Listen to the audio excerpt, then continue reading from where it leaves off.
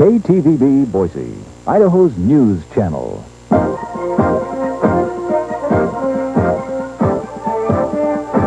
This is Idaho's most complete night report and a first look at tomorrow with Dave Eckert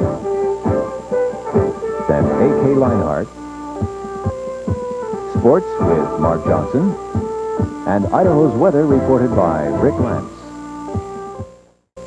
Good evening, everyone. Dave Eckert has the night off, and here's what's happening. Oliver North Secretary Fawn Hall tells of shredded and altered documents, meetings with the Vice President, and money borrowed from North out of a Central American bank account.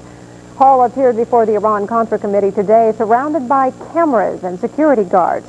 She told how North had instructed her to alter words and phrases in documents which would have revealed the diversion of Iran arms money to the Contras. And she described her part, shredding papers, the night of November 21st. I believe that Colonel North probably opened the 5-drawer safe and began to pull items from it, and I joined him in an effort so that he would not have to just wasting his time shredding. And as he pulled documents from each drawer and placed them on top of the shredder, I inserted them into the shredder. At the same time, I asked him if I could go ahead and shred the prof notes and phone logs, and he acknowledged that I should go ahead and do that, and I did so. Hall also said North met several times with Vice President George Bush, then explained Bush and North worked closely monitoring the hostage situation in Lebanon. And Hall told the committee how she borrowed and paid back $60 from North. He gave her traveler's checks drawn on a Central American bank.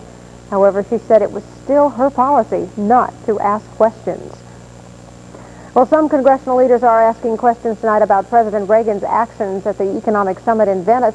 The president started out by lifting some of the U.S. sanctions on Japanese electronics, easing the sanctions because the Japanese have stopped selling some microchips at artificially low prices. We have to recognize that there are people in Japan, like Prime Minister Nakasone, who have worked very hard to oppose the action that they had taken. And we think that they ought to be rewarded for their effort. The reward satisfied no one, however. The Japanese say all sanctions should be removed, while congressional leaders had urged the president not to lift any of them. Boise's Micron Technology, a computer chip maker, was also hoping Mr. Reagan wouldn't lift the sanctions. However, a spokeswoman told News Center 7 the move comes as no surprise, since she also says the company's sales are continuing to show some improvement. Well, Boise School Board members were looking for improvement tonight.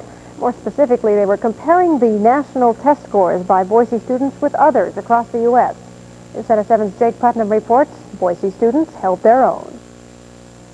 The mood of the Boise School Board was one of optimism. Last week, results of 3 national standardized tests came in. The tests are used to measure how Boise students are learning material taught to them. In short, it's the district's report card, an indicator how well they're doing. I would say we're guardedly optimistic that the program is showing evidence of strength. We feel not complacent, but we do feel comfortable with those results. Students in Boise outperformed the national average in virtually every category, but still remain close to last year's standards. Youngsters performed well above national norms and above state norms in the proficiency stats. The test also revealed some startling new facts. Boise students are moving more often, yet are maintaining good grades. Math and science grades are also up, and the school board is pleased. All things being equal, I think that the community in Boise can feel quite satisfied, again, based on this one standardized testing of the 3 tests, that there is a quality educational program available, grades K through 12, in the Boise city. Jake Putnam, News Center 7. A Boise woman escaped serious injury earlier today in an accident with a semi on Interstate 84. Police say Diane Garrett of Warsaw, Missouri, was making a lane change when her truck hit a small Toyota driven by Sue Mason. The truck's front tire literally climbed up the side of the small car, sending it into a spin and then flipping it into the median strip. Mason was taken to St. Alphonsus Hospital, where she was treated and released. Garrett was cited for an improper lane change.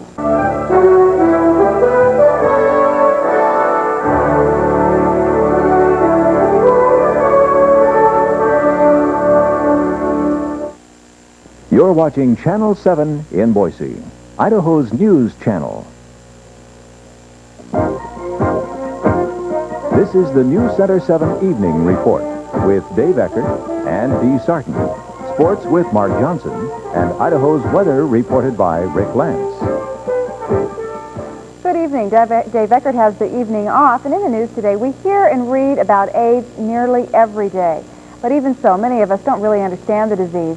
That's what healthcare professionals who know the most about AIDS are saying, and that's why they believe AIDS education is so important. Today, News Center 7's Catherine Carboni met a woman who has made it her job to teach people about AIDS. That person, Dee, is a woman who has taken on this task because of her personal experience with AIDS. She's the mother of the first person in Idaho known to have died from AIDS. Her son's death inspired her to help others learn about AIDS and learn how to reach out to those who have the disease.